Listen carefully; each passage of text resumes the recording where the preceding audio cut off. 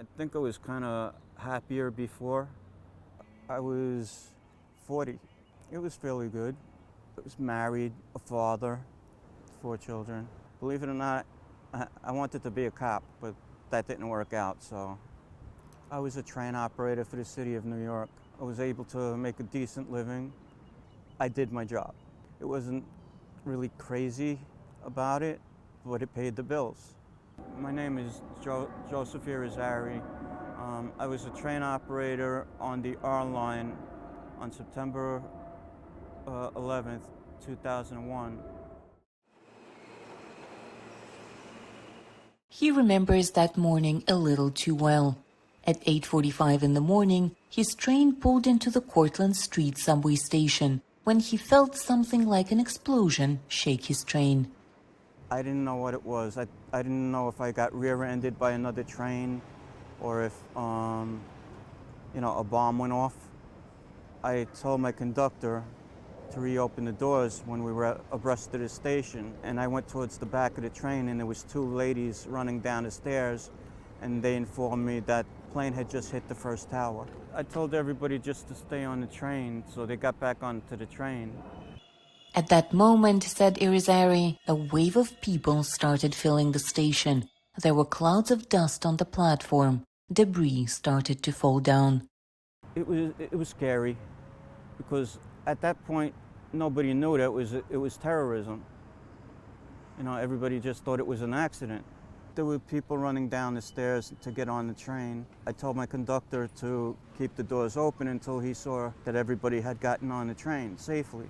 Cortlandt Street was right across the street from the tower, 100 yards maybe, not even. Yeah, I was underneath when the first plane hit. I didn't panic at that point. My whole thing was just to get everybody out of there safely.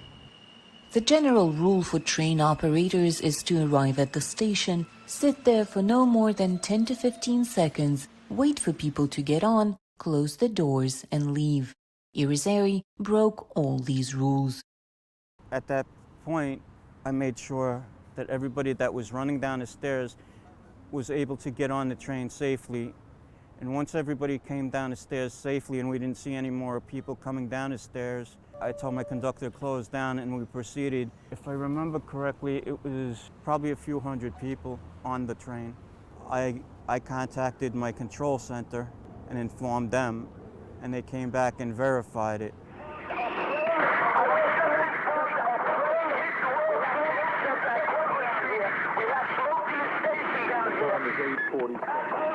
The time is 8:40.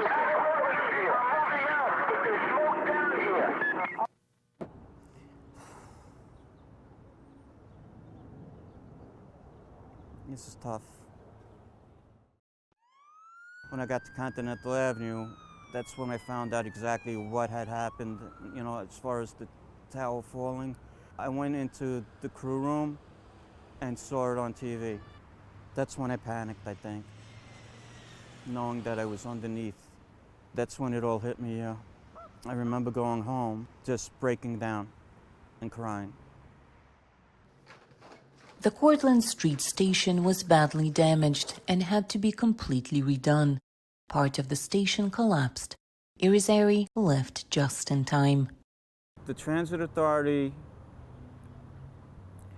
they got in touch with me with the lady that contacted the news. The one person that I did get to meet was Linda. She was sitting right behind my cab. Actually, it took me a few days because of the shock of everything. And then when I started getting my composure back, because I did lose a lot of friends, then I decided I must call and do something to say thank you to somebody that could be, slip through the cracks. I'm glad you're here. Oh, good again to see you. Thank you. And thanks for finding me. The MTA did. It's a good feeling, to think somebody, considers you a hero. I still say that's what we do every day down here. That's our job, to keep our customers safe. 2 decades have passed since the tragedy, but for Irizarry, everything is still very real and very painful. I was taking off a lot of time sick because I did not want to be there. According to seniority, I picked different routes. operating a train, I would break down and cry. December 31st of 2011 is when I was allowed to retire. I have post-traumatic stress, anxiety, depression, asthma, rhinitis. No, it doesn't get any easier. No, not at all. I always think about everybody that died at that point, and why am I still here? 20 years, I mean, it seems like yesterday. For Anna Nelson in New York, Anna Rice, VOA News.